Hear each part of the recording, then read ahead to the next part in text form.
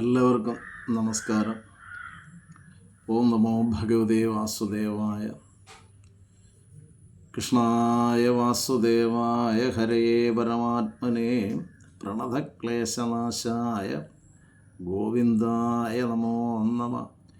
മൂകം കരോതി വാചാലം ഭംഗം ലംഘേതേ ഗിരിം യൽകൃപാത്തമഹം വന്ദേ പരമാനന്ദമാധവം. ഹരി ഓം ഹരി ഓം. ഗുരുവായൂരപ്പ ശരണം. ഇന്ന് നമുക്ക് ഭാഗവതത്തിൻ്റെ ഭക്തിയെക്കുറിച്ചാണ് പറയുന്നത്. നമുക്കറിയാം, ഭാഗവതത്തിൽ ഭക്തിക്കാണ് പ്രാധാന്യം. ഭക്തിയിൽ പരം ഒരു സിദ്ധിയില്ല ഏതുമേ എന്നാണ്. അപ്പോൾ ഈ ഭക്തിക്ക് ഭാഗവതത്തിൽ വ്യാസഭഗവാൻ എത്രത്തോളം പ്രാധാന്യം നൽകിയിരിക്കുന്നു എന്നുള്ളതാണ് വിഷയം. കാരണം പരമജ്ഞാനിയായിരിക്കുന്ന ഭക്തിസൂത്രത്തിൻ്റെ ഭജ്ഞാതാവ് കൂടിയായിരിക്കുന്ന നാരദ മഹർഷിയാണ് ഭാഗവതം വ്യാസഭഗവാന് ഉപദേശിച്ചതെന്നാണ് നമ്മൾ അറിഞ്ഞിരിക്കുന്നത്. അപ്പോൾ ആ ഭക്തിയോടുകൂടിയുള്ള ഓരോ ജീവൻ്റെയും ഈശ്വരനോടുള്ള പ്രേമം അല്ലെങ്കിൽ വാത്സല്യം, ആ വാത്സല്യത്തിൻ്റെ മൂർത്തീഭാവത്തെയാണല്ലോ പ്രേമം എന്ന് പറയുന്നത്. അപ്പോൾ അത് ഈശ്വരനോടുള്ള വാത്സല്യം, അത് രാധാകൃഷ്ണ പ്രേമമായിട്ട് തന്നെ ഭഗവാൻ വ്യാസഭഗവാന് ഭാഗവതത്തിൽ അവതരിപ്പിച്ചിട്ടുണ്ട് ഗോപികാഗീതത്തിലൂടെ. അപ്പോൾ ഞാനിവിടെ പറയാൻ ഉദ്ദേശിച്ചത് ഭാഗവതത്തിൽ ഭക്തിയെക്കുറിച്ച് സൂചിപ്പിക്കുന്ന പ്രഹ്ലാദനാണ്.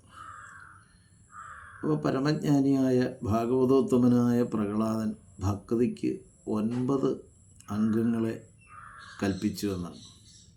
അപ്പോൾ അതിൽ ഒന്നാമത്തതാണ് ശ്രവണം, കീർത്തനം, വിഷ്ണോർ സ്മരണം, പാദസേവനം, അർച്ചനം, വന്ദനം, ദാസ്യം, സഖ്യം, ആത്മനിവേദനം.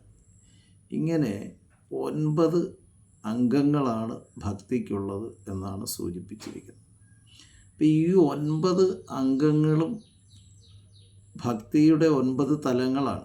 അപ്പം ശ്രവണം എന്നതുകൊണ്ട് ഉദ്ദേശിക്കുന്നത് ഭഗവാനെ കുറിച്ച് കേൾക്കുക, ഭഗവാന്റെ മഹത്വത്തെക്കുറിച്ച് കേൾക്കുക.